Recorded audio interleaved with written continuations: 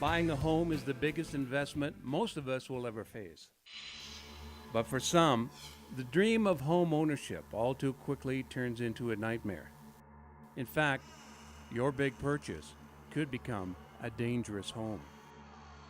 Hi, Mike Warren here, Mending Homes, principal owner of Mending Homes. That's what happened to the people who own this home. They've lived in it for only a year, but then the problem started.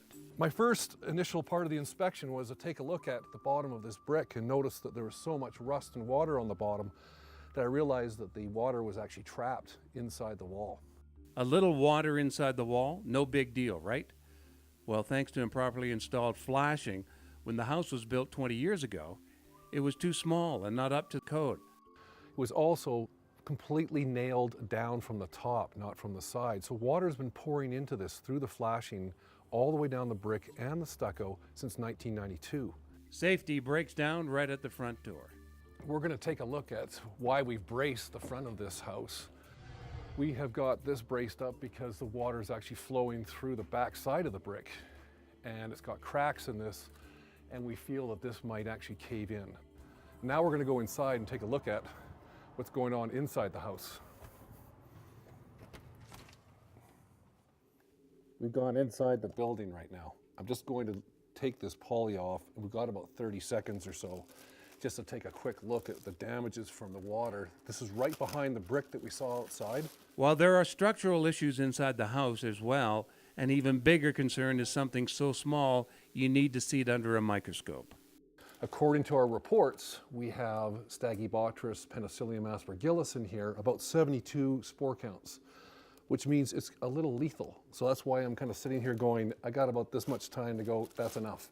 So we'll just tack this back down and make sure that it's sealed off and that this nest is not disturbed and get airborne into the rest of the house. Now, Stachybotrys is the worst. It's the highest level of brain damaging molds. The CRHA do not like to know that there are Stachybotrys spores in a house. So Dave's going to cut this open. As Dave and Mike investigate further, they see that not only is the home structural rot on the move, but so is the mold.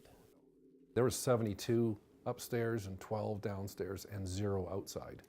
So that tells it that there is a nest in here. It's starting to become undormant and move throughout the house, and that's why we've sealed everything off at this point. We don't want to disturb the nest.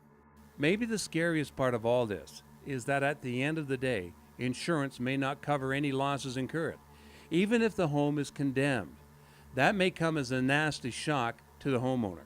It is heartbreaking. It's a really tough situation to be in with a homeowner.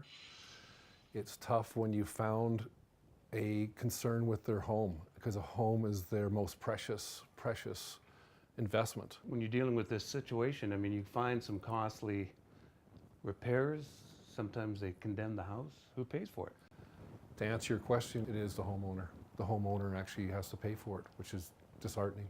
Make sure that you don't get caught in a nightmare with a dangerous home. Contact the professionals at Mending Homes.